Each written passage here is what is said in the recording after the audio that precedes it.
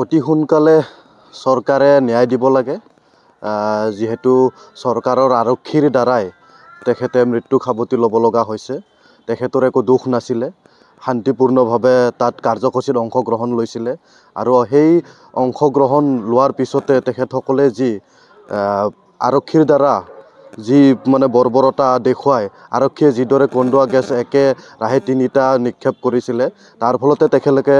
তেখেতে উশাহ নিশাহৰ সমস্যা হয় তেখেতে মৃত্যু সাবটি ল'ব লগা হৈছে গতিকে অসম চৰকাৰে তেখেতৰ ন্যায় দিয়াৰ লগতে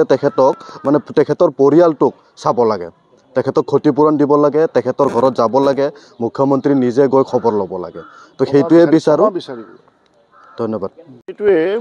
যোৱা 18 তাৰিখে APCC নিৰ্দেশ মতে আমি তাতে গৈ ৰাজভৱন ঘেৰাও এটা অভিযান আছিল তাতে প্ৰতিবাদ কৰিবলৈ গৈ যোনটো অঘটন ঘটিল আমাৰ মৃদুল ইছলাম ডাঙৰীয়া তেওঁ মৃত্যু বহন কৰিলে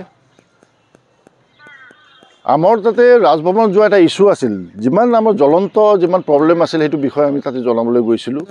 আৰু শান্তিপ্ৰিয় এটা প্ৰচেছন আছিল আমি আদানীৰ বিষয় লৈ কিনে তাতে আমি মেমৰেণ্ডাম দিব গৈছিলোঁ স্মাৰ্ট মিটাৰ এগেইনষ্টে যোনটো গৰীব মানুহক যোনটো সাধাৰণ মানুহক যোনটো কোব দি আছে স্মাৰ্ট মিটাৰে সেইটো বিৰোধ কৰিবৰ কাৰণে আমি জনসাধাৰণৰ কাৰণে যোনটো মাত মাতিব গৈছিলোঁ আৰু 3 নম্বৰ হ'ল মণিপুৰত যোনটো চলি আছে ভাইলেন্স যোৱা কেইমাহ পৰা নৰেন্দ্ৰ মোদী আমাৰ প্ৰধানমন্ত্ৰী তেওঁ আহি কিনে কাজিৰঙাত চাফাৰীত যাব পাৰে কিন্তু মণিপুৰত এবাৰো নগ'ল না তাতে হোম মিনিষ্ট্ৰী এবাৰো তাতে ভিজিট কৰিছে সেই কেইটামান জ্বলন্তৰ যোনটো অসুবিধা আৰু বহুত আছে যিমান আপোনালোকে জানে যি বস্তুৰ দাম লৈ কিনে যোনটো সেই সব বিষয় লৈ আমি তাতে গৈছিলোঁ তাতে গৈ কিনে আমি এটা বস্তু পালে কি আজি তাৰিখৰ যোনটো বিজেপি গভৰ্ণমেণ্ট আছে তেওঁলোক সাধাৰণ মানুহৰ মাত শুনিবও নিবিচাৰে তেওঁলোকে এতিয়া কংগ্ৰেছ দলে এটা প্ৰতিবাদ কৰিব এটা গৈছিল তাতে টিয়াৰ গেছ তেওঁলোকে যোনটো হিচাপে ব্যৱহাৰ কৰিলে আমিতো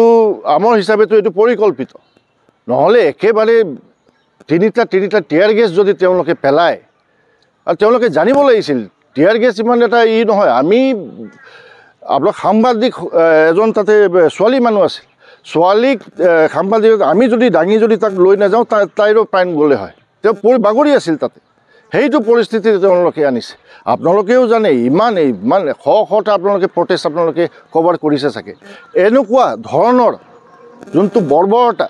চাগে আপোনালোকে এতিয়ালৈকে দেখি পোৱা নাই আৰু এইটো বিষয় আপোনালোকৰ সাংবাদিকে নিউজতো যোৱাকালি কোৱা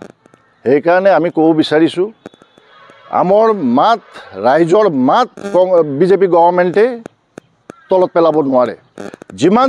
তেওঁলোকে বৰ্বৰতা কৰি যাব আৰু উগ্ৰ হিচাপে আমি আজি আন্দোলন কৰি যাম আজি ইয়াতে আমি সমবেত হৈছোঁ 150-100 জন মানুহ 100-150 মানুহ আছোঁ চাগে যদি এনেকুৱা যদি বৰ্বৰতা তেওঁলোকে কৰে অহা দিনত তেওঁলোকে প্ৰস্থ জানি লওক কি আজি 150 পৰা 15,000 হোৱাত একো সময় নালাগে সেইকাৰণে আজি বিজেপি চৰকাৰক আমি সক্ৰিয় দিছোঁ কি আগন্তুক দিনত তেওঁলোকে যে এনেকুৱা বৰ্বৰতা কংগ্ৰেছ বা কি সাধাৰণ ৰাইজৰ ওপৰত নচলায় আৰু আপোনালোকে জানে তেওঁক আমি আমাৰ মৃদুল ইছলাম ডাঙৰীয়াক আমি এই শ্বহীদ হিচাপে ঘোষণা কৰিছে আপোনালোকে যে তেওঁৰ পৰিবাৰ দুটা সৰু মান্য বাচ্চাও আছিল তেওঁলোকে আমাৰ মনেদি আমি সব ডিষ্ট্ৰিক্ট কংগ্ৰেছ কমিটিৰ মনেদি অন্তৰেদি আমি তেওঁৰ শোক প্ৰকাশ কৰিছোঁ আৰু বিশেষ ইমানে আৰু ক'বলগীয়াতো বহুত